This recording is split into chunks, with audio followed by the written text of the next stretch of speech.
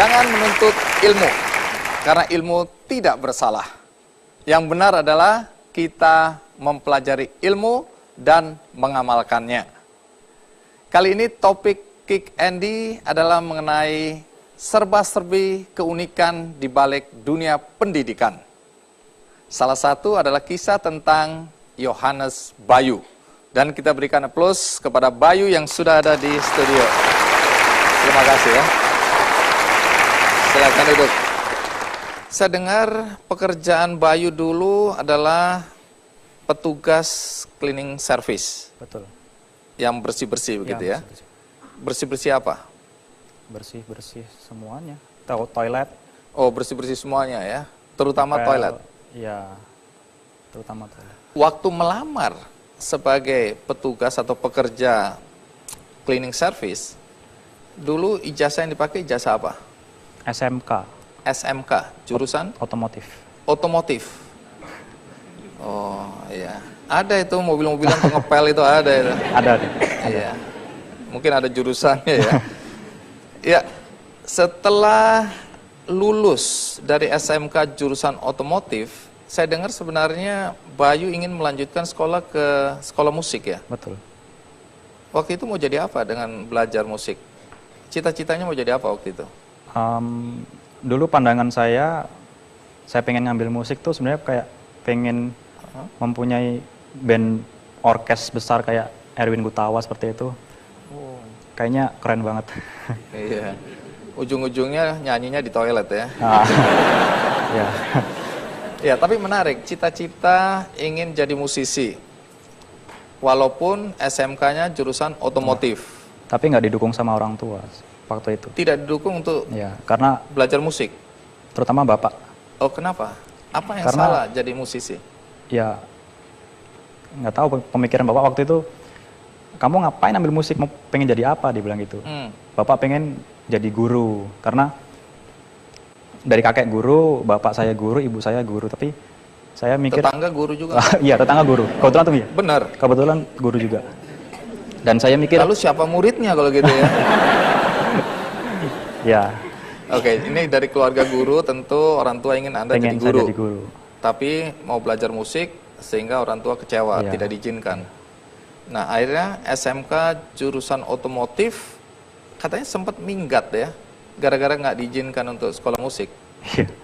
Iya. Minggat kemana? Ke rumah nenek waktu itu. Berapa lama? 1 minggu. Ah, itu mengungsi namanya. Menarik. Sekarang pekerjaan Anda apa? Sekarang saat ini pustakawan. Pustakawan. Ya, di perpustakaan. Oke, menarik. Nah, sebelum kita lanjutkan bagaimana seorang petugas cleaning service bisa menjadi pustakawan, ikuti dulu kisahnya berikut ini.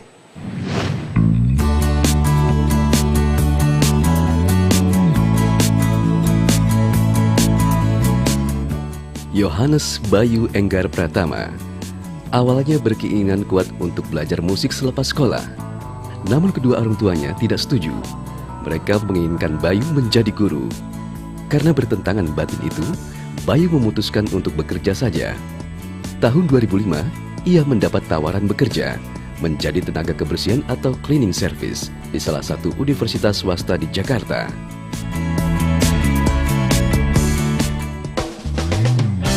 Sambil terus bekerja cleaning service, di tahun 2008, dirinya mendapatkan tawaran untuk bekerja menjadi tenaga perpustakaan hingga akhirnya mendapatkan beasiswa untuk kuliah D2 di universitas terbuka dengan jurusan yang sama, perpustakaan. Status pegawai kontrak yang dipegangnya terus diperjuangkan, hingga akhirnya tahun 2014 dirinya diterima sebagai pustakawan di salah satu sekolah internasional di Batam hingga sekarang. Kini, Bayu terus semangat bekerja sambil terus meraih mimpi-mimpinya. Selain itu, Bayu juga aktif di berbagai kegiatan olahraga seperti futsal hingga lari maraton. Dirinya pun dipercaya untuk mengajar futsal di tempat kerjanya sekarang. Baginya, kesempatan yang sudah datang itu patut disyukuri. Saat ke belakang, baris ke belakang, barisan B.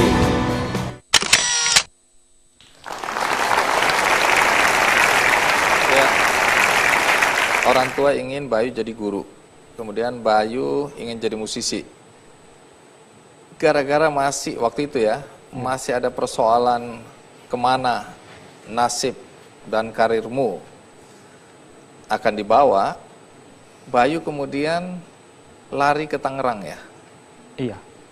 Itu nggak naik kereta api, nggak naik pesawat ya, lari itu ya? Ya ada. Ke Tangerang, terus, nah di Tangerang, Bayu kemudian bekerja sebagai petugas cleaning service. Bagaimana reaksi orang tua ketika tahu Bayu bekerja sebagai petugas cleaning service? Tapi nggak tahu, dalam hati mereka pasti seperti, wah masa anakku jadi cleaning service, kasihan pasti. Ya nggak tahu juga sih tapi. Belum tahu. Mereka nggak bereaksi ya ketika tahu? Ya biasa aja sih, pas saya pengen jadi cleaning service biasa aja sih. Oh, jadi nggak ada. Merestui lah, merestui. Oh, merestui. Iya, iya. Tapi kenapa kemudian jadi petugas cleaning service? Apa itu kesempatan satu-satunya untuk bekerja atau sebenarnya pilihan juga? Sebetulnya tadinya saya pengen bekerja di pelayaran. Jadi pas habis lulus dari SMK saya pengen bekerja di pelayaran, ikut ya di kapal. Kenapa kok jadi petugas cleaning service? Waktu itu ada orang tua murid datang ke rumah karena bapak saya guru. Mungkin ucapan terima kasih atau apa. Dan dia nawarin, nanya saya sebenarnya, "Baik, gimana? Kamu udah lulus?" "Udah, Pak." Terus saya bilang, dia bilang, "Kamu rencana mau kerja atau kuliah?" Saya bilang, "Saya mau kerja. Saya mau ke pelayaran," saya bilang gitu. Cuman dia bilang, "Aduh, kamu latih mental kamu dulu di Jakarta deh. Kamu ikut saya," dibilang. "Tapi kerjanya cleaning service." "Oh, ya udah deh," saya bilang. Yang penting halal. Untuk melatih mental ya. Ya. Saya dengar pernah di lift atau di mana ada orang nyiram kencing atau apa? Jadi pas waktu itu saya lagi pengen ngepel koridor, ditanya, terus saya nyari ember. Warna, kan ada warna merah sama troli ember itu warna merah sama biru. Saya nyari nggak ada. Terus pas saya lagi cek, saya mau turun ke lobi bawah, tiba-tiba pas saya naik lift, embernya ada dalam lift. Ini pasti kerjaan mahasiswa nih kayaknya, saya bilang. Nggak ada masalah tuh. Ya, tapi dukanya di mana dukanya? Buat saya masalah lah cari-cari ember. Yang dramatis dong. Baik, tentu kita semua penasaran bagaimana ceritanya dari seorang petugas cleaning service jadi pustakawan. Kita rehat sejenak, ikuti terus Kick Andy.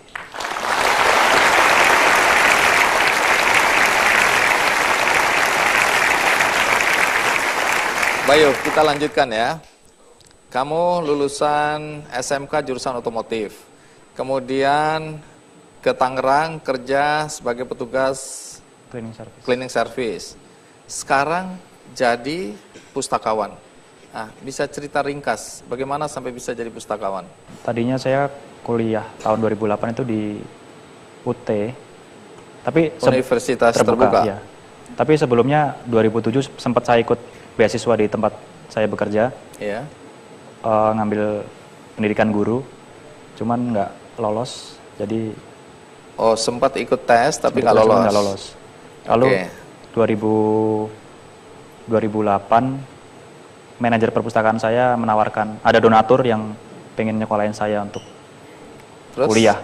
Kamu kuliah di Universitas Terbuka. Oh, baru masuk UT. 2008. Jurusan apa? Perpustakaan D2. Oke. Kuliah 2,5 tahun dapat D2. Kemudian dari situ diangkat jadi pegawai. Enggak. Lalu bagaimana ceritanya? Coba setelah itu apa yang terjadi dalam hidupmu? Jadi sebetulnya pas tadinya dari cleaning service ya, 2005-2006 itu sudah masuk ke perpustakaan sebetulnya. Cuman saya masih cleaning service. Di perpustakaan? Iya. Cleaning service yang jurusan perpustakaan? Iya. Yang masih bersih-bersih perpustakaan lah. Oke, terus? Terus 2007 itu fakultas kedokteran dibuka dan saya dimintain tolong untuk bantuin staf perpustakaan di sana. Status masih cleaning service, pekerjaan sudah pustakawan. Ya pelan-pelan belajar lah di situ. Tapi status saya masih cleaning service. Dan 1 hari setelah itu teman saya di bagian PR menawarkan pekerjaan di luar. Di bidang apa? Perpustakaan. Di mana? Masih di Tangerang atau di Jakarta Utara, Oh, Kelapa Jakarta Gading. Utara. Bagaimana ceritanya bisa sampai di sana? Jadi teman-teman saya guru musik tuh sudah apply duluan dan dia diterima. Dan dia bilang, "Bay, udah lo ngelamar aja di sini." Dia bilang, "Ya udah, lo jadi guru olahraga, saya sebagai pustakawannya." Tapi teman saya bilang, "Tapi saya harus ngajak Bayu karena kita berdua punya program olahraga baru. Ada 2 olahraga baru namanya cukball dan floorball." Terus akhirnya kita apply, yang diterima saya, teman saya enggak. Wah, nyesel dia ngajak Bayu ini.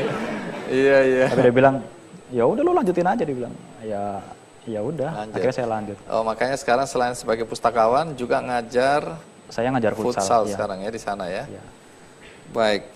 Nah, Bayu, dari perjalanan hidupmu seorang petugas cleaning service, kemudian jadi pustakawan, kuliah sempat di Universitas Terbuka, apa manfaat dari ilmu yang Bayu dapatkan di Universitas Terbuka? Sebenarnya landasan teorinya saya belum tahu. Yang tadinya saya kerja langsung prakteknya, dan di UT kayak saya, oh jadi ini namanya ini, oh ini, jadi kayak nyocokin, oh ini landasannya, ternyata landasan teorinya itu seperti ini, dibilang itu. Jadi ilmumu semakin lengkap lah ya, melengkapi ya. Baik, kalau ada pesan buat teman-teman yang sekarang masih berjuang untuk menapak karir atau pendidikan, apa pesan yang mau disampaikan dari pengalaman seorang petugas cleaning service? Apapun pekerjaannya, belajar untuk mencintai pekerjaanmu dan tanamkan dalam hati yang penting kejujuran. Sukses ya. Dan susah untuk menjaga kepercayaan orang sudah berikan kepada kita. Gitu. Baik, dasar dari semua itu adalah kejujuran.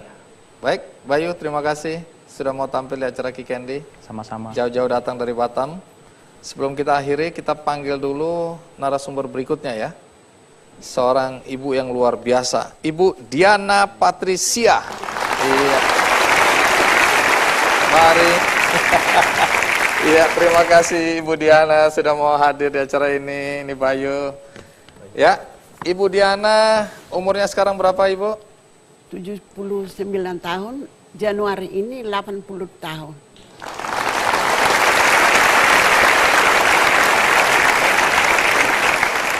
80 tahun dan Ibu Diana memegang 3 rekor muri, begitu Ibu? Iya Bapak. Nah, untuk apa saja? Sebelum Anda penasaran, kita rehat sejenak. Bayu, ikuti terus Kikendi. Hei, jangan bilang aku adikmu, cucu saya sudah sebesar kau. Sembarang.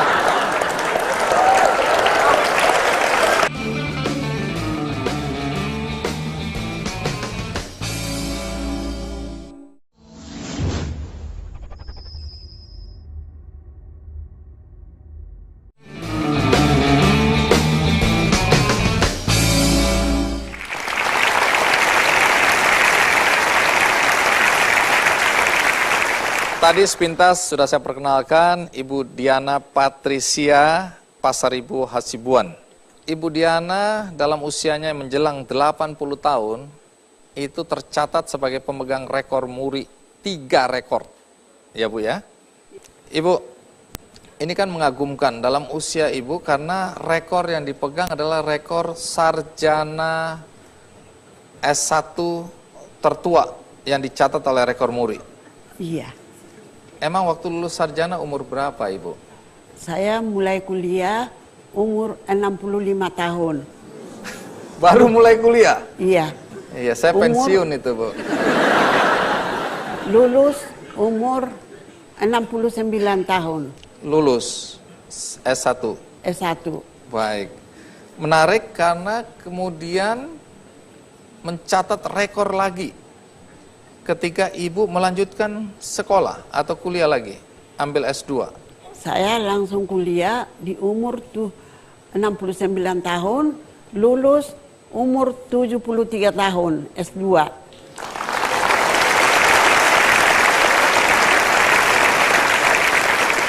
Rekor yang terakhir, itu rekor untuk apa?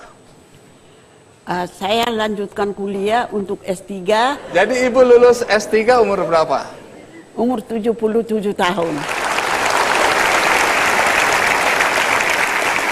S1 lulus 69 tahun, S2 lulus 73 tahun, dan S3 lulus 77 tahun.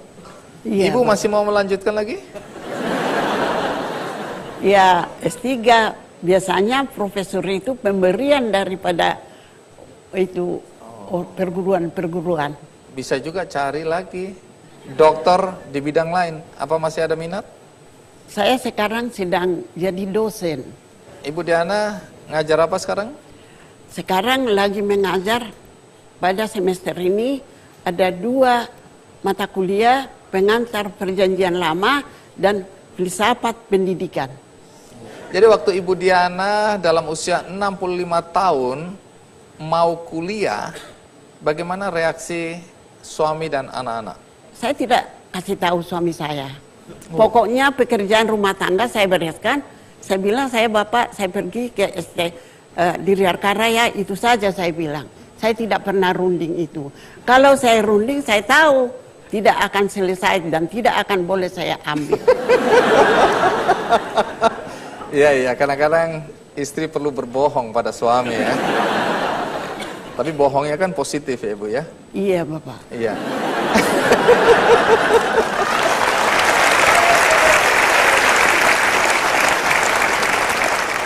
Pasti kan satu saat ketahuan juga.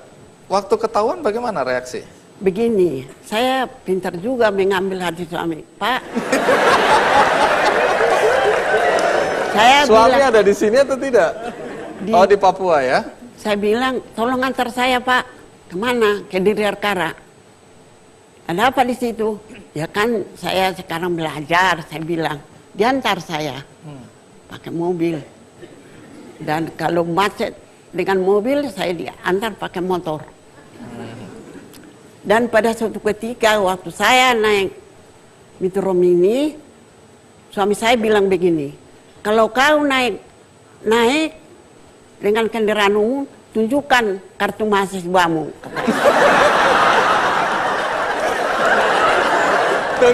Tunggu.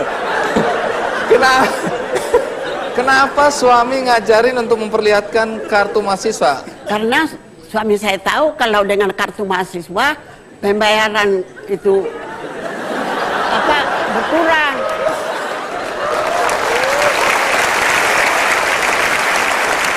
Oh iya, kalau tunjuk mahasiswa jadi murah ongkos busnya. Ibu akhirnya lakukan Saya tunjukkan. Lalu kondektur lihat muka saya, dia mencengut. Saya kasih 500, seharusnya 1.000. Terus reaksi kondektur gimana? Waktu saya turun di Kuitang, dia bilang apa? Hati-hati ya, Dek.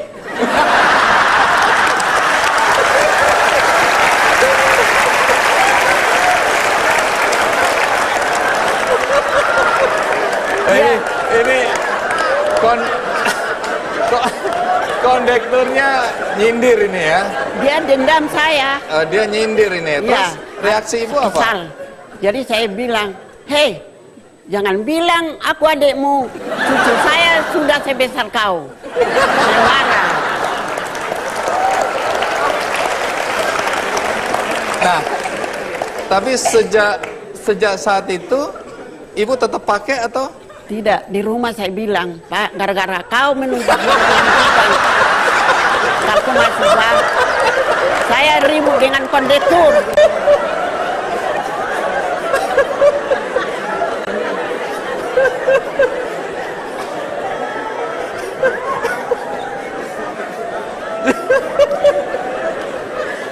Kita akan kasihan kondektur uang 1.000, masa kita mesti hitung sama naik bis umum, saya bilang. Tunggu Bu, saya nggak dengar dengan baik tadi. Sampai di rumah ibu ngomong apa guys, suami? Gara-gara kau suruh tunjukkan kartu mahasiswa, saya ribut dengan kondektur.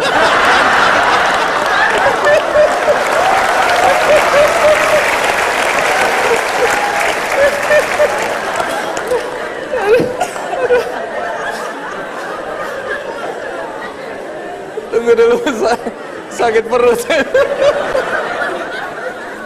Jadi Sejak hari itu ibu nggak pakai lagi lah ya? Tidak Pak, saya malu.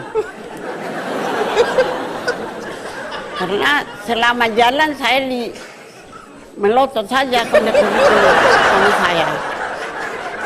Dia lihat kartu mahasiswa, dia lihat ibu, dia bilang, Iya. bingung lah dia ya. Seolah-olah bohong.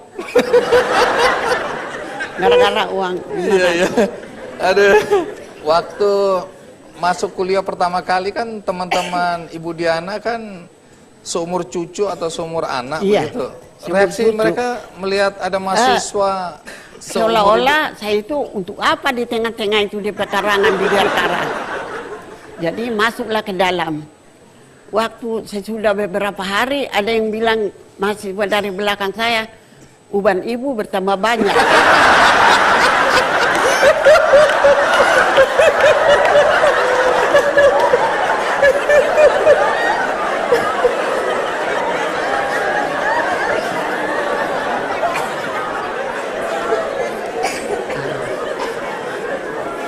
Seolah-olah tetap mereka dosen juga seolah-olah kenapa ini diterima ibu kuliah, seolah-olah juga dosen kurang yakin bahwa saya itu kuliah.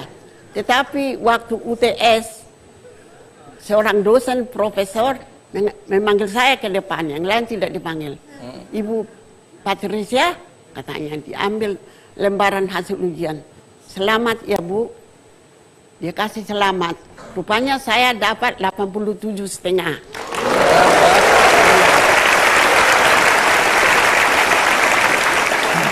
Nah, sesudah itu baru teman mahasiswa diam. Tidak ada lagi yang Nah, ini yang saya mau tanya, Bu. Mahasiswa kan ada kebiasaan nyontek. Ibu pernah nyontek enggak? Oh, tidak. Ibu jangan bohong ini. Begini, pernah sekali. Waktu kami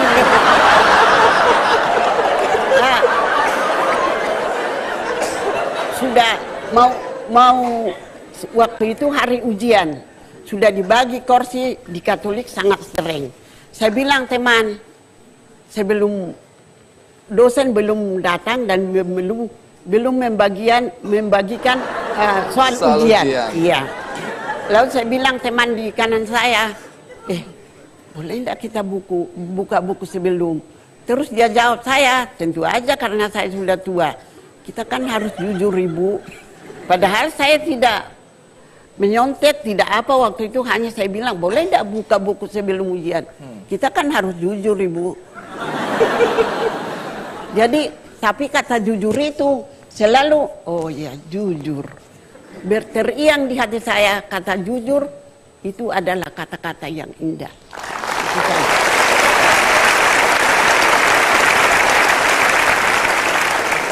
Baik, sebelum kita lanjutkan Ibu Diana, tentu kita ingin lihat dulu cerita tentang Ibu Diana berikut ini.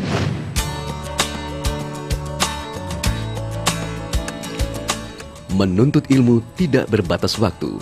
Itulah prinsip yang dipegang teguh Diana Patricia Pasaribu Hasibuan. Wanita yang akrab disapa Diana ini memasuki bangku kuliah di usia senja, yaitu 65 tahun. Keinginan kuat dalam diri Diana mendorongnya mendaftar sendiri kuliah jenjang strata 1 di Sekolah Tinggi Filsafat Driyakara, Jakarta. Lulus di usia 69 tahun, wanita yang lahir di Tapanuli Utara 79 tahun silam ini merasa belum puas dan memutuskan untuk melanjutkan pendidikan hingga jenjang tertinggi. Di usia 73 tahun, Diana lulus pasca sarjana dari Institut Teologi dan Keguruan Jakarta dan mendapat gelar doktor dari STT Battle Indonesia di usia 77 tahun. Dalam menyelesaikan tugas kuliah, Diana mengaku tidak pernah dibantu oleh siapapun. Ia selalu setia dengan mesin tik tuanya ini. Sibuk dengan aktivitas perkuliahan tidak membuat ibu 6 orang anak ini melupakan tugasnya sebagai ibu rumah tangga. Diana sering mendapat dukungan dari suami dan semua anaknya. Memang batas usia pensiun, biasanya kemampuan berpikir, kemampuan untuk belajar menurun.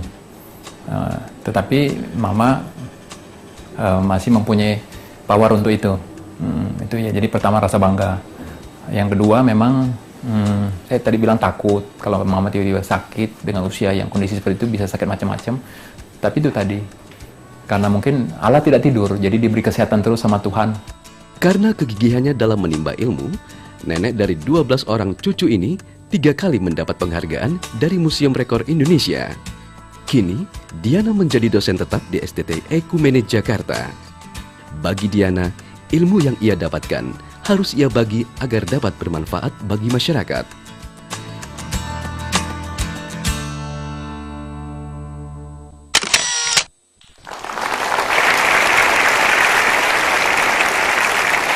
Bu Diana, sebelumnya minta maaf ya. Zaman sekarang kan mahasiswa itu kalau bikin skripsi pakai laptop. Ibu tadi di video pakai mesin tik. Itu mesin tik abad keberapa, Bu? Ya, saya beli mesin tik itu dulu, belum populer laptop di pasar Tanah Abang. Saya harus mengetik karena diharuskan oleh situasi saya dalam perkuliahan. Itu mesin tik saya itu zaman bahula, Pak. Mana lebih tua, ibu atau mesin tiknya? Bapak. Ya, saya, Pak. Baik, jadi ibu bikin skripsinya dengan mesin tik itu ya? Dengan mesin tik. Kenapa nggak pakai laptop? Saya juga punya laptop, tapi saya masih, padahal lebih susah pakai mesin tik. Tapi sudah saya jiwai itu mesin tik.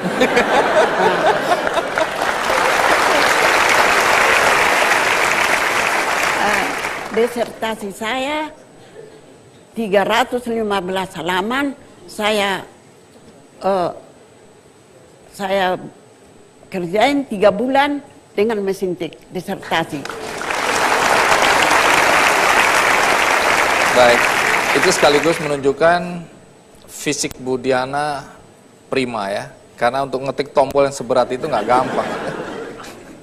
Baik, Ibu terakhir, walaupun bercanda-bercanda, tapi pesan moral yang saya lihat paling kuat adalah bagaimana prinsip mengejar ilmu itu tidak mengenal usia ya Bu ya. Nah, bagi penonton acara Ki Candy, adakah sesuatu yang ingin Ibu pesankan dalam konteks pendidikan? Tentu ada. Bagi anak-anak yang muda, bercermin kepada saya. Bersemangatlah mencari ilmu. Jadi jangan ada merasa susah, sedangkan orang tua seperti saya masih bisa mencapai S3 tanpa minta tolong sama siapa-siapa. Itu dari pikiran saya sendiri, boleh bercermin kepada saya.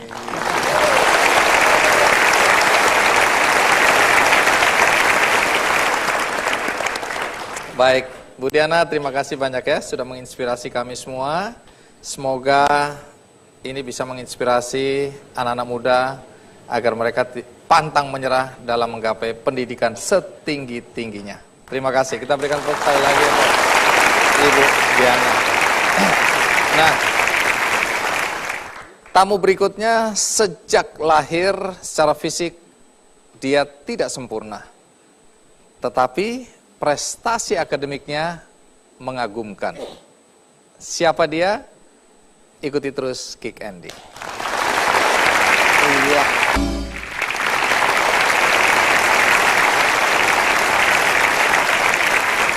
Tamu kita berikutnya sejak lahir secara fisik tidak sempurna.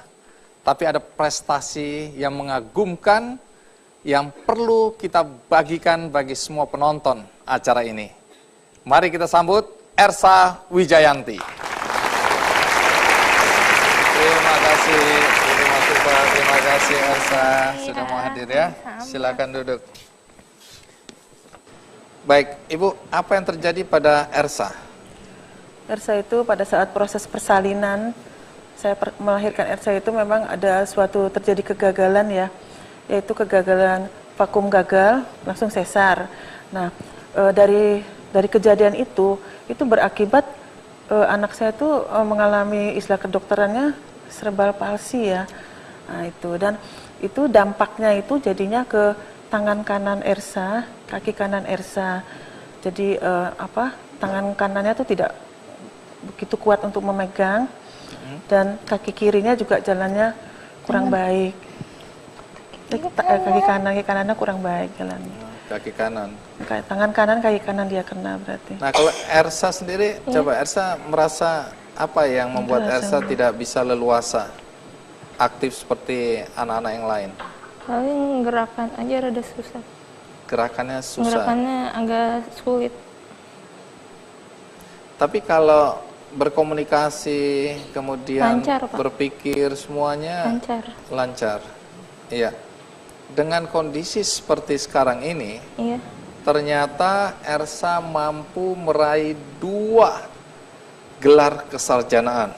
Iya. Sarjana apa aja? Sarjana sastra Inggris sama sarjana manajemen. Iya.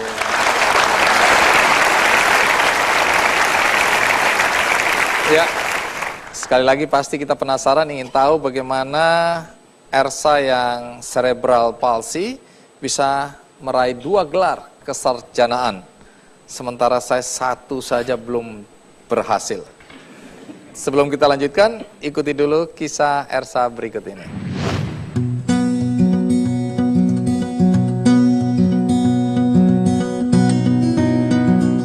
Pendidikan adalah senjata yang paling penting karena dengan pendidikan bisa mengubah dunia. Gadis bernama lengkap Ersa Vidya Wijayanti ini tampaknya berpegang teguh pada motivasi itu. Meski terlahir dengan keadaan yang tidak sempurna, kehadiran Ersa memberikan kesempurnaan di tengah keluarga. Keterbatasannya pun tidak menyurutkan semangat belajar gadis kelahiran Bekasi 12 Juli 1987 ini. Kegigihan Ersa dalam menempuh pendidikan tidak pernah pupus. Ia terus berjuang dan membuktikan bahwa ia bisa seperti anak-anak seusianya. Ersa tetap bersekolah di sekolah normal seperti anak-anak yang lain. Bahkan putri pasangan Mas Fufa dan Edi Wijayanto ini mampu menyelesaikan kuliah dengan 2 jurusan di universitas yang berbeda. Pada saat dia belajar, biasanya saya mencoba belajar di samping dia. Ini terutama juga anak saya yang kecil juga demikian. Jadi saya pada saat dia belajar, saya berusaha untuk ada di sampingnya, entah baca buku, entah apapun, sehingga dia merasa bahwa orang tuanya pun juga dalam kondisi yang sama, artinya ingin mencapai sesuatu dengan cara berjuang dan harus belajar banyak. Kini, anak pertama dari 2 bersaudara ini menyibukkan dengan mengerjakan pekerjaan sebagai translator sebuah majalah, brosur, dan lain sebagainya. Pekerjaan ini sesuai dengan jurusan yang diambil ketika kuliah, sastra Inggris. Tidak hanya itu, berbekal ilmu manajemen yang diraih dari universitas terbuka, Ersa mengaplikasikannya dengan membantu orang tuanya yang berbisnis jual kue. Berkat dukungan dan peran keluarga, Ersa tumbuh menjadi gadis yang mempunyai semangat untuk terus mengutamakan pendidikan. Bahkan, ia masih berkeinginan melanjutkan ke jenjang S2 di kemudian hari. Ya, itu tadi sekilas kisah tentang Ersa, dan ayah Ersa sudah hadir juga bersama kita, bisa berdiri. Ya, jadi Ibu Mas Fufa, sejak kecil walaupun dengan kondisi sebagai penyandang cerebral palsy, Ersa disekolahkan di sekolah umum aja ya? Iya. Tidak ada sekolah khusus begitu ya? Tidak, karena saya lihat kemampuan anak saya bisa mampu. Dia kan cuma terganggu karena gerakannya aja, motoriknya aja. Saya sekolahkan ke sekolah umum, ternyata dia bisa. Dari SD, SMP, SMA, semua sekolah umum? Umum. Prestasi di sekolah bagaimana? Untuk di SD, ya lumayan itu sampai ada masuk 10 besar. Ya, makanya saya tuh merasa yakin anak saya mampu gitu. Ya, Ersa nggak merasa mengalami kesulitan waktu belajar dulu ya? Nggak sulit, Pak. Setamat Ersa dari SMA, Ersa melanjutkan kuliah di Universitas Islam 45 dan Universitas Terbuka. Bareng, sekaligus gitu? Jadi Iya. sambil kuliah di Universitas Islam 45, itu juga kuliah Iya. di Universitas Terbuka? Iya, kalau di Unisma Senin sampai Jumat, Pak. Kalau di UT Sabtu Minggu. Sabtu dan Minggu? Iya. Dua-dua bisa dilakukan Alhamdulillah. bersamaan Iya. dan lulus ya?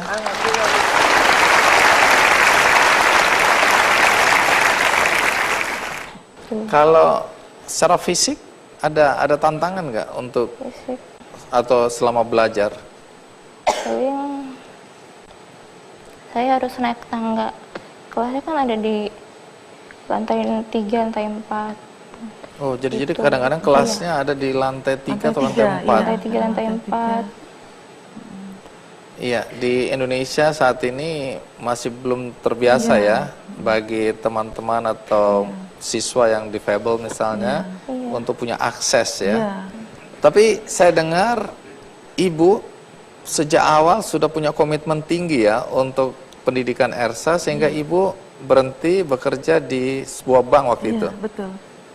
Apa yang Ibu pikirkan waktu itu, waktu berhenti? Kalau saya meneruskan kerja saya, kemungkinan anak saya ini pendidikannya terlantar ya, karena keadaan fisik anak saya ini. Jadi saya memutuskan untuk berhenti hanya untuk mendorong dan mendampingi Ersa sekolah sampai kuliah selesai.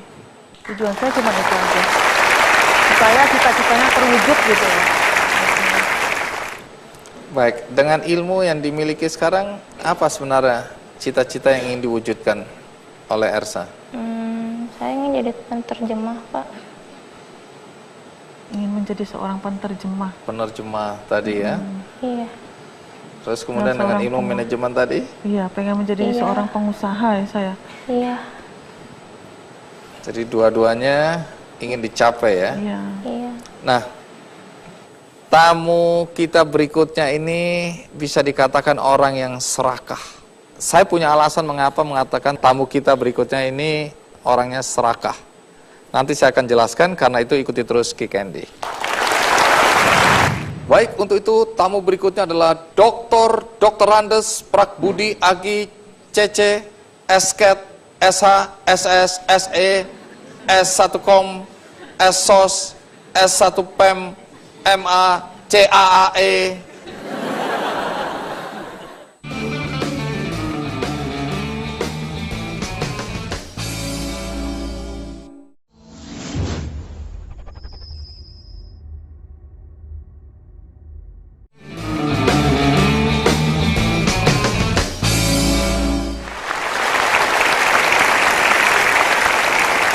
Ya, tamu berikutnya sudah ada Pak Agi Cece. Terima kasih Pak Agi sudah hadir di acara Ki Candy. Terima kasih kembali. Ya, saya ini harus jujur sampai detik ini nih, S1 belum. Artinya saya belum sarjana.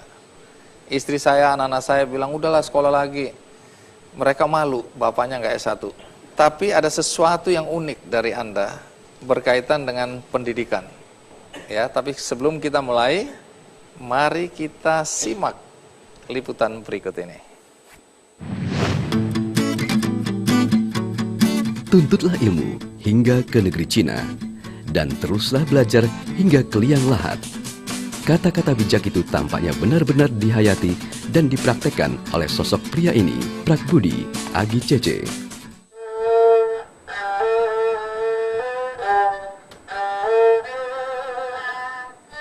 Pria kelahiran Balikpapan, Kalimantan Timur, 17 April 1950 ini telah mengantongi 13 gelar akademis. Ke-13 gelar yang disandangnya pun belum cukup baginya. Saat ini ia tengah menyelesaikan tesis Magister Administrasi Publik di Universitas Terbuka. Tak hanya pendidikan formal, ia juga secara bersamaan mengenyam pendidikan non-formal.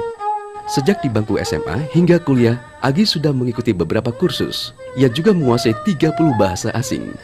Tidak hanya itu, pria yang selalu berpenampilan segar dan rapi ini juga menguasai 100 alat musik serta 10 jenis bela diri.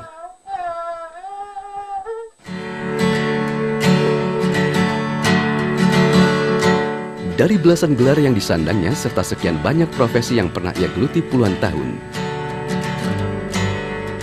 kini pria yang menyukai kuliah ini memilih menetapkan dirinya sebagai Rektor Institut Agama Buddha Nasional, sebagai penasihat hukum, konsultan bisnis, ketua yayasan, ketua koperasi, pimpinan perusahaan, dan menjadi peracik sekaligus peneliti formula obat herbal. Di usianya yang terus bertambah, tidak menghalangi ayah 4 orang anak ini untuk terus belajar. Baginya, penderitaan akan hilang hanya dengan ilmu. Karena itulah, ia tidak akan berhenti belajar sampai ia meninggal dunia. Ya, jadi berapa banyak ijazah kesarjanaan yang Anda miliki sekarang ini? Yang sudah seluruhnya 12. Yang sudah? Ya, yang masih tunggu cuci gudang 3. Jadi kalau 3 ini berhasil Anda lalui, maka ada 15 gelar sarjana yang Anda miliki. Iya.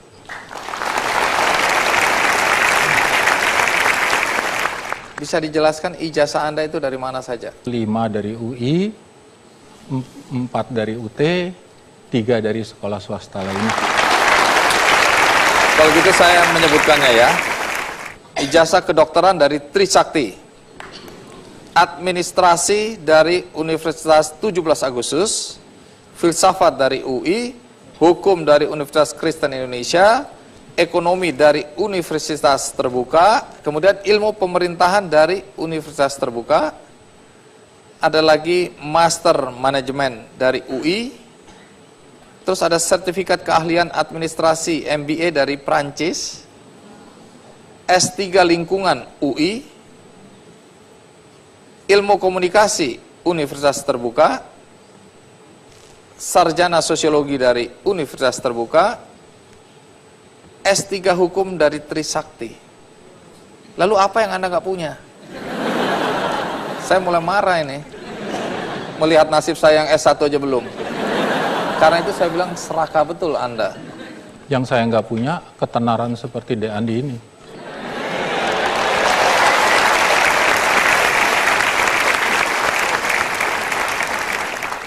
Nah, apa yang membuat Anda sampai berjuang mendapatkan ijazah kesarjanaan sebanyak itu? Saya sendiri tidak tahu. Lah, Hanyut dan larut begitu saja. Tetapi cuman satu, yaitu didorong oleh rasa ingin tahu. Nah, rasa ingin tahu itu kan bisa baca sendiri. Sudah saya coba dengan beli buku banyak-banyak lalu belajar sendiri. Enggak disiplin, karena tidak ada tekanan, tidak ada ujian, tidak ada apa, lalu bosan ditinggal. Nah, terpaksa untuk memacu diri sendiri, masuklah pendidikan formal ini.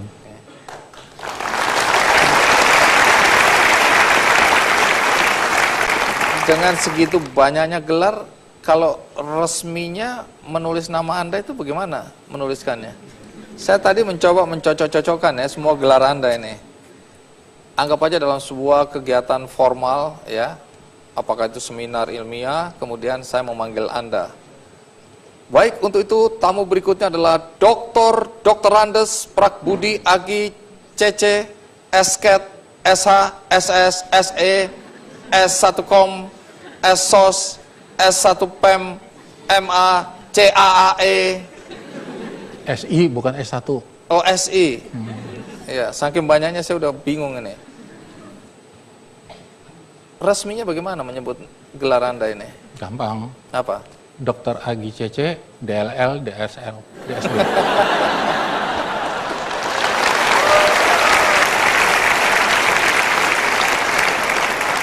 Tapi rata-rata nilai kelulusan Anda sebagai sarjana itu bagaimana? Netting. Artinya? Pas-pasan. Anda kok kelihatannya bangga padahal pas-pasan. Ya banggalah, karena kenapa? Bisa pas-pasan begitu, yang penting lulus. Satu.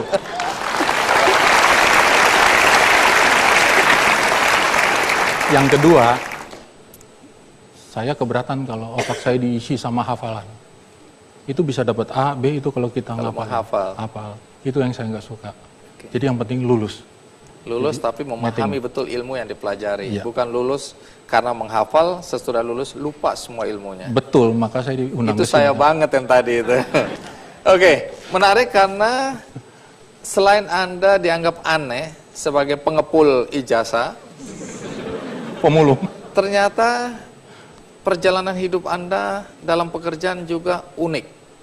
Pernah jadi produser film, tapi pernah juga tugas sebagai di perusahaan kremasi mayat. Bagaimana jalan ceritanya? Kita rehat sejenak, ikuti terus Ki Candy. Kursus pembuatan bahan bangunan, aspal, emulsi, cat, air, batako, batu bata, genteng, dan lain-lain. Yang saya lihat belum lengkap ini kursus menjahit dan tata rias.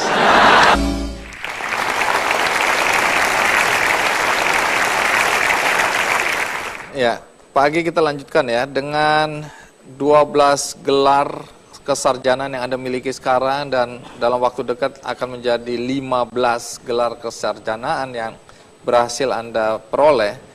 Itu kan dalam rentang waktu Anda kuliah dan usia Anda yang sekarang berapa usianya? Rahasia perusahaan itu. Oke.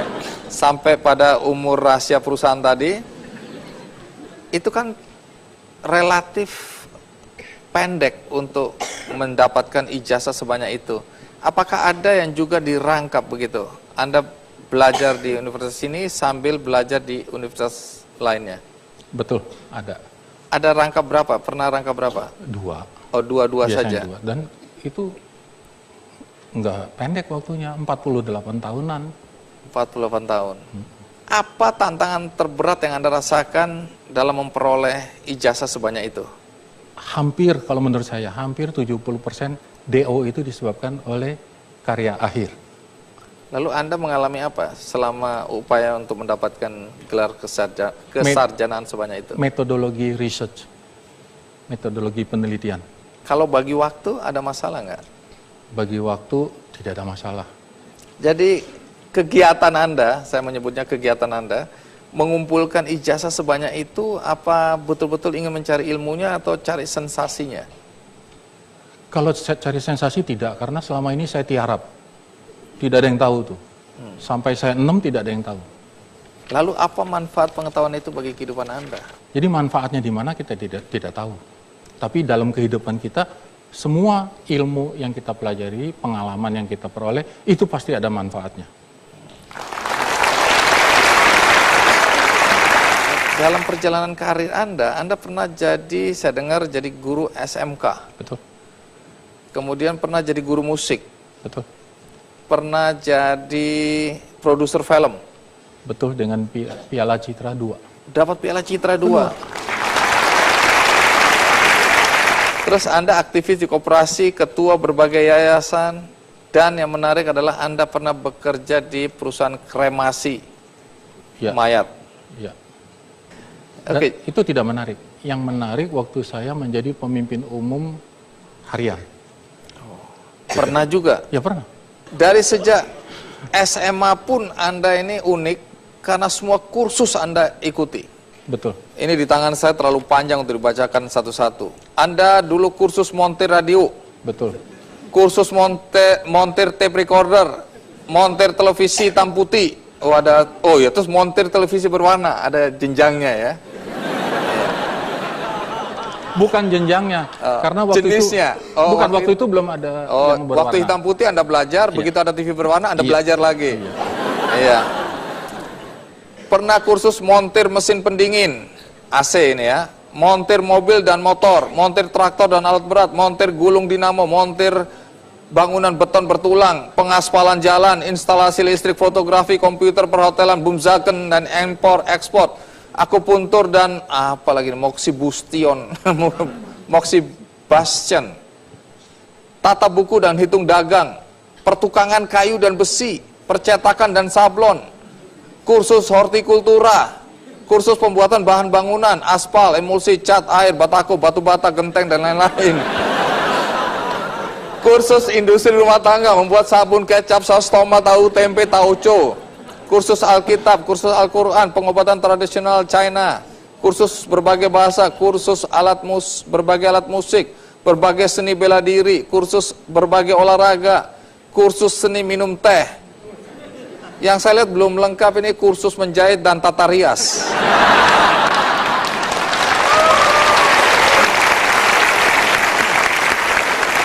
Baik, menarik karena 4 gelar atau bahkan nyaris 5, sebentar lagi akan 5 gelar Anda dapat dari Universitas Terbuka. Betul. Ya. Nah, di sini ada Ibu Tian Belawati, ya, Rektor Universitas Terbuka. Selamat datang. Bu Tian, menarik sekali. Mungkin banyak di antara penonton yang lupa asal muasal Universitas Terbuka. Dulu ide pendirian Universitas Terbuka ini tujuannya apa sih? Jadi Universitas Terbuka itu didirikan tahun 84. Ketika itu banyak sekali lulusan SLTA, karena waktu itu kita sedang ada dampak dari oil boom tahun 70-an, yang tidak tertampung di perguruan tinggi konvensional yang sistemnya tatap muka. Nah, itu pemicu utamanya sehingga kemudian pemerintah pada saat itu mencari satu model pendidikan tinggi yang tidak memerlukan infrastruktur yang terlalu masif.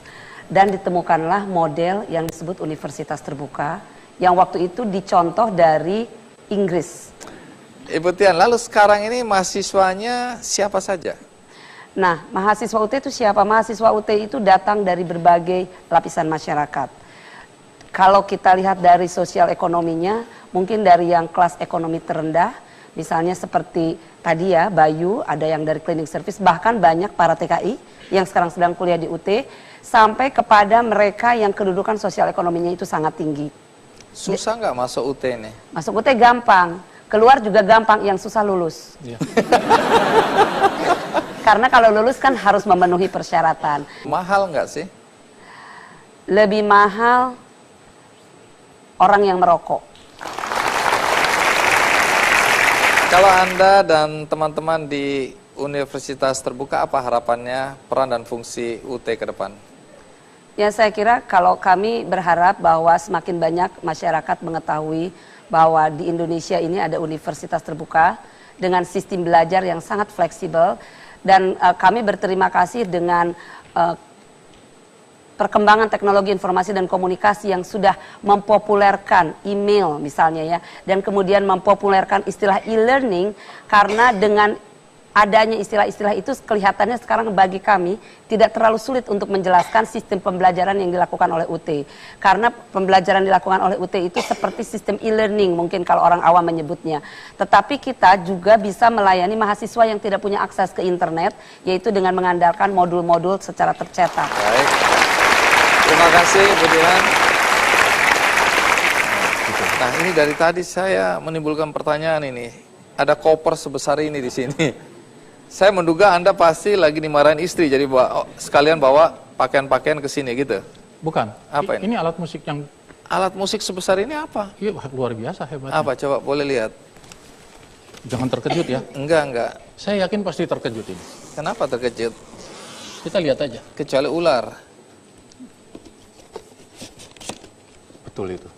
Belum lihat saya. Ada kaitan dengan ular. Apa itu? Tenang. Tenang. Nah. Cuma itu isinya? Iya. Kopernya segini? Iya.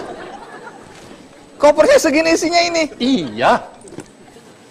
Kasihan Anda ya. Ini alat musik apa? Ini alat musik kalau di India itu untuk apa, membangkitkan ular. Ular kobra. Nanti harus begitu baru dia bisa bunyi. Iya. Nah, ini kan.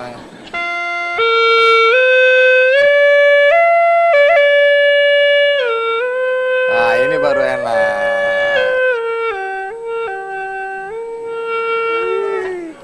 Jadi inget ling-ling.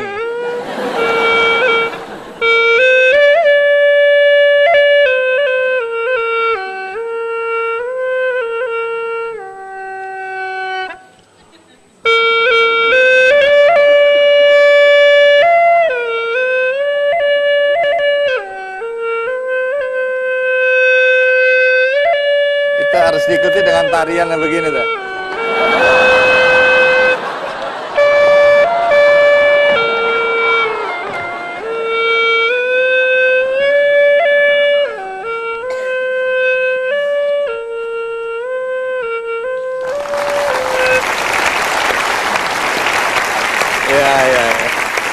Nama alat ini apa sebenarnya? Huluse. Huluse. Jangan salah. Iya, kita tahu itu. Salah. Huluse.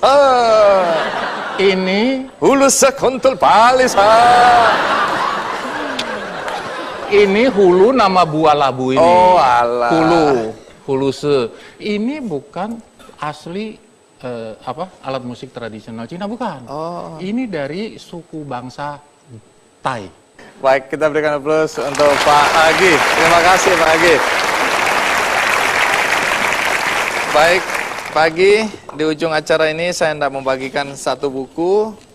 Judulnya Ikuti Kata Hatimu. Dan buku ini akan saya bagikan satu-satu untuk Anda di studio.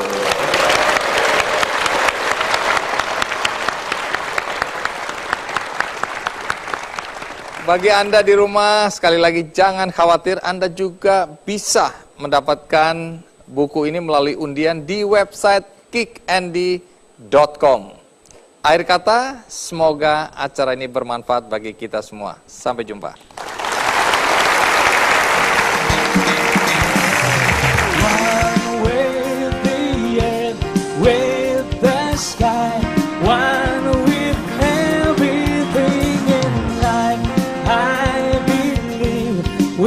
Survive in conviction of the high.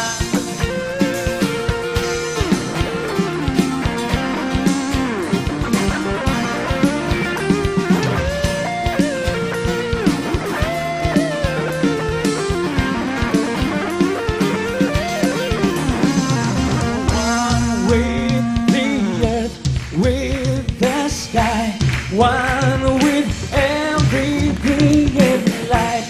I believe we'll survive with conviction of the one world, one sky, only one world, only one chance, oh one life when we will live. One with the earth, with the sky, one with everything in life. I believe we'll survive with conviction of the